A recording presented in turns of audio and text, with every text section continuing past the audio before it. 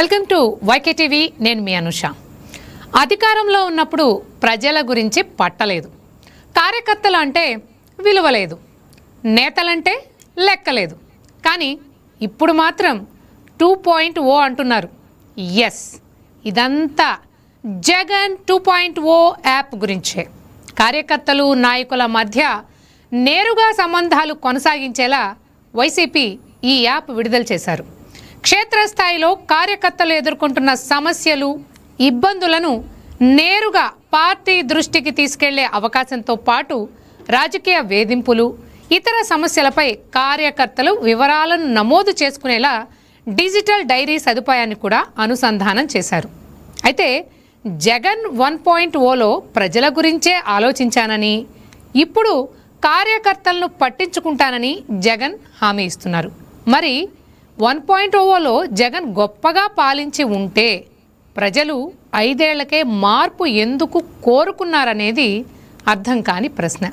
నిజానికి 1.0లో జగన్ తమను ఏమాత్రం పట్టించుకోలేదని అధికారం పోయాక స్వయాన ఆ పార్టీ నాయకులు చెప్పిన మాట. జగన్ 2.0 అంటూ మేకవన్నె పులి తరహాలో తోలు కప్పుకొని రెడీ అయ్యారని, మాయావి మాటలు చెప్తున్నారని ప్రత్యర్థి పార్టీలు అంటున్న మాట. ఇదంతా చూస్తే అధికారం ఉంటే ఒకలా, పవర్ పోయాక మరోలా మాట్లాడుతున్నారనే అనుమానం రాక తప్పదు. ఇంతకీ జగన్ 2.0 అంటే ఏంటి? జగన్ 2.0 అంటే రప్పరప్పనా? జగన్ 2.0 యాప్ ప్రత్యర్థి పార్టీలపై విషం చిమ్మే సరికొత్త అస్త్రమా, లేదంటే క్యాడర్ లీడర్లు జారిపోకుండా ఆడే డ్రామానా? ఇదే ఇవాల్టి మన డిబేట్ అంశం. ఈ అంశానికి సంబంధించి మనకు తమ విశ్లేషణలు అందించడానికి ఏపీ టీడీపీ రాష్ట్ర మాజీ అధికార ప్రతినిధి సప్తగిరి ప్రసాద్ గారు, అలాగే నెల్లూరు జిల్లా జనసేన నాయకులు కిషోర్ గున్కుల గారు, అలాగే మన్యం జిల్లా కాంగ్రెస్ డిసిసి అధ్యక్షులు వంగల దాలినాయుడు గారు మనతో ఉన్నారు. మరి కాసేపట్లో వైసీపీ చేనేత విభాగం అధ్యక్షులు కడపకు సంబంధించి సుబ్బారాయుడు గారు మనతో జాయిన్ అవుతారు. ఫస్ట్ దాలినాయుడు గారు, మీరు చెప్పండి, ఏంటి అధికారంలో జగన్మోహన్ రెడ్డి గారు అధికారంలో ఉన్నప్పుడు ఆయన తమనే కలవలేదని చెప్పి ఆ లీడర్లు అప్పుడు వాపోయారు. మరి అలాంటి జగన్ ఈరోజు ఏదైతే యాప్ను రిలీజ్ చేశారో, మరి ఇప్పుడు చెప్తున్న ఈ మాటలు ఏదైతే ఉన్నాయో, ఆయన యాప్ ద్వారా క్యాడర్కి దగ్గరగా ఉంటాను, నేను దగ్గర అవుతాను అని ఆయన చెప్తున్న మాటల్ని క్యాడర్ ఏమాత్రం నమ్ముతారని మీరు అనుకుంటున్నారు? నమస్తే అమ్మా. నమస్తే. మొదటగా మీ వైకే టీవీ న్యూస్కి ఒక మంచి సబ్జెక్ట్ తీసుకున్నారు, మీకు ధన్యవాదాలు. అలాగే నాతో పాటు పాల్గొన్న మా సోదరులందరికీ, మీ టీవీ ప్రేక్షకులందరికీ, ఆంధ్రప్రదేశ్ ప్రజలందరికీ నా తరపున, మా కాంగ్రెస్ పార్టీ తరపున ధన్యవాదాలు, నమస్కారాలు తెలియజేస్తున్నాను.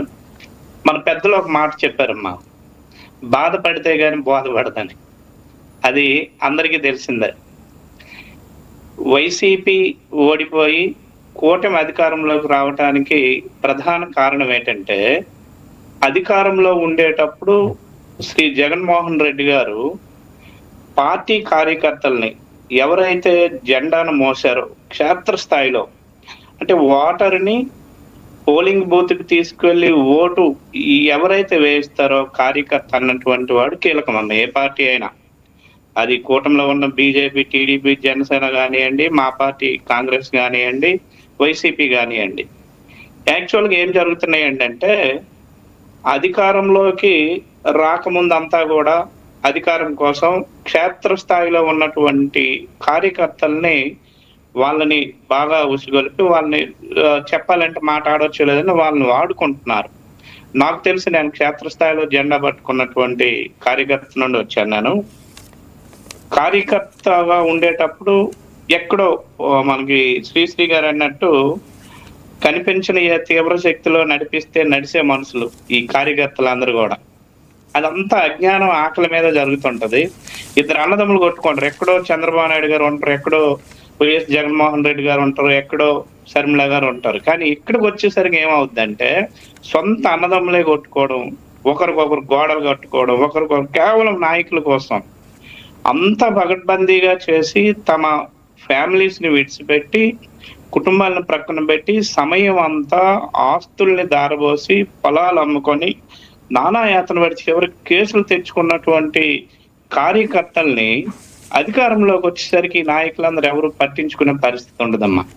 ముఖ్యంగా గ్రామ స్థాయి కార్యకర్తల నుండి మండల స్థాయి నాయకులను చూస్తే తర్వాత వచ్చినటువంటి ఎమ్మెల్యేలు కానీ మినిస్టర్లు కానీ మనకి ఇప్పుడు రాజకీయ ట్రెండ్ ఎలా ఉందంటే అది వైసీపీ కానివ్వండి కూటమి కానీ ఏదైనా ఇంత పట్టుకొని వచ్చాం ఎలక్షన్ కి ఖర్చు పెట్టాం అంతకంటే ఇంత సంపాదించుకుందాం అంతా నాకే కావాలన్నటువంటి స్థితిలో ఎమ్మెల్యేలు కానీ మినిస్టర్స్ కానీ వ్యవహరించినటువంటి రీతిలో అసలైనటువంటి కార్యకర్త మా పార్టీ అధికారంలోకి వస్తుంది, మా నాయకుడికి అధికారంలోకి వస్తాడు, మాకు పవర్ వస్తుంది, నా కుటుంబం బాగుపడుతుంది, కనీసం నా చదువుకున్న కొడుకో కూతురుకో చిన్న ఉద్యోగం ఇప్పిస్తారు, లేదన్నట్టుగా అయితే ఒక చదువు ఏదైనా సీట్ ఇప్పిస్తారు, ఏదో ఒకటి ఆశపడతాడు కార్యకర్త. నా ఊరు ప్రజలకు మంచి జరుగుతుంది, లేదా నాకు ఒక చిన్న వర్క్ వస్తుంది, పైసా వరకు సంపాదించుకోవచ్చు అని ఆశపడతాడు. కానీ అలా ఆశపడినటువంటి కార్యకర్తలకి అక్కడ ఏమీ జరిగే పరిస్థితి లేదమ్మా. చాలా మంది రాజకీయాలు అనుకొని నాయకులు అనుకొని తలలు బద్దలు కొట్టుకొని కేసులు పడి నానాయాతన పడి జీవితాలు నాశనం చేసుకున్నటువంటి వాళ్ళు ఉన్నారు. వైసీపీలో కూడా ఏం జరిగిందంటే ఎవరైతే జగన్మోహన్ రెడ్డి గారి గెలుపు కోసం అంటే సాధారణంగా చెప్పాలంటే అదంతా దివంగత మా ముఖ్యమంత్రి వైఎస్ రాజశేఖర రెడ్డి గారి తాలూకా ప్రజల్లో ఉన్నటువంటి అభిమానము, ఆయనంటే దేవుడిగా కొలిసినటువంటి అభిమానమే జగన్మోహన్ రెడ్డి గారికి వెనకొచ్చింది. ఆయనకి ప్రజలు ముఖ్యమంత్రిగా అవకాశం ఇచ్చారు. అమ్మ నేనైతే నా వ్యక్తిగతంగా చెప్తున్నాను, జగన్మోహన్ రెడ్డి గారు 5 సంవత్సరాలు కాదు మరొక 5 సంవత్సరాలు అయినా ఉంటారు, ప్రజలు మంచి అవకాశం ఇచ్చారు, ఈయన చక్కగా చూసుకుంటే అనుకున్నాం. ప్రజల మాట పక్కన పెట్టిన మనకు అందరికీ తెలిసిందే. అంటే నేను అక్కడ ఉన్నటువంటి వాడిని కాబట్టి చెప్తున్నాను, ఎవరైతే కష్టపడ్డారో ఎవరైతే క్షేత్రస్థాయిలో జెండా పట్టుకున్నారో నేను చెప్పినవన్నీ పడ్డారో వాళ్ళని విడిచిపెట్టాడు ఆయన. ఎప్పుడైతే అది జరిగిందో అప్పుడు కార్యకర్తలు లాస్ట్ ఎలక్షన్ కి వచ్చేసరికి వాళ్ళు విడిచిపెట్టారు. లాస్ట్ ఎలక్షన్స్ లో ఏముందండి వైసీపీకి ఇలాంటి ఏదైతే మీరు చెప్తున్నారో ఇప్పుడు క్షేత్రస్థాయిలో జెండాలు పట్టుకున్న కార్యకర్తలని పట్టించుకోలేదు అనే మాట ప్రతి పార్టీలోనూ సహజంగా వినిపించే మాటే.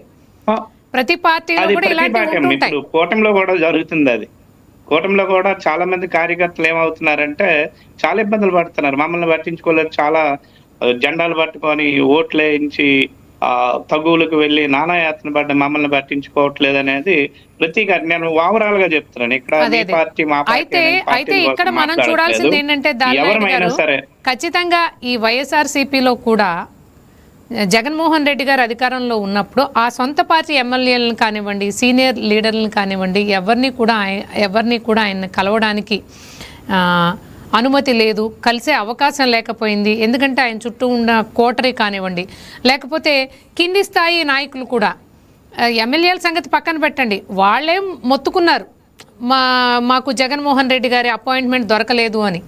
అలాంటి పరిస్థితుల్లో అసలు కార్యకర్తలకైతే కనీసం అటువైపు చూసే అవకాశం కూడా లేకుండా పోయిందనేది జగమెరిగిన సత్యం. ఇది అంటే అందరూ చూసేశారు. మీరు ఆ విషయంతో ఒప్పుకుంటారా? మీరు ఇది గమనించారా? అప్పుడు అది గమనించామమ్మా తప్పనిసరిగా. అసలు వైసీపీ ఓడిపోవడానికి కారణం అదే కదా. మాట్లాడేది ఏంటంటే ఏదైతే కార్యకర్తల్ని నాయకుల్ని అసలైనటువంటి వాళ్ళని కష్టపడి అంటే జెండా ఆవిష్కరణ నుండి విగ్రహ ఆవిష్కరణ నుండి కష్టపడినటువంటి నాయకులను ప్రక్కన పెట్టి అధికారంలోకి వచ్చే కొంతమంది జంపింగ్ వ్యక్తులు ఉంటారు. అంటే అధికారం వచ్చిన వెంటనే ఆ పార్టీ నుండి ఇక్కడికి వచ్చేసినటువంటి వాళ్ళకి ప్రయారిటీ ఇచ్చి అసలైనటువంటి వాళ్ళని ఎవరైతే లోపల ఉన్నటువంటి ఎమ్మెల్యేలు కానీ మినిస్టర్లు కానీ పట్టించుకోకపోవటం, కేంద్ర కార్యాలయం పార్టీ కార్యాలయానికి సామాన్య కార్యకర్త తాలూకా ఘోష బాధ ఏదైతే వినిపించకపోవటం, ఇవన్నీ కలిపి ఏమైందంటే మళ్ళీ ఎలక్షన్లు వచ్చేసరికి ఇప్పుడు ఏ కార్యకర్త అయితే పార్టీ కోసం పనిచేస్తాడో ఓటర్ను తీసుకువెళ్ళి ఓటు వేయించాడో ఆ కార్యకర్త మళ్ళీ ఎలక్షన్లకు వచ్చేసరికి పని చేయకపోవటం వలనే వైసీపీ ఓటమిలో ప్రధాన కారణంగా చెప్పుకోవచ్చమ్మా. ఓకే అండి.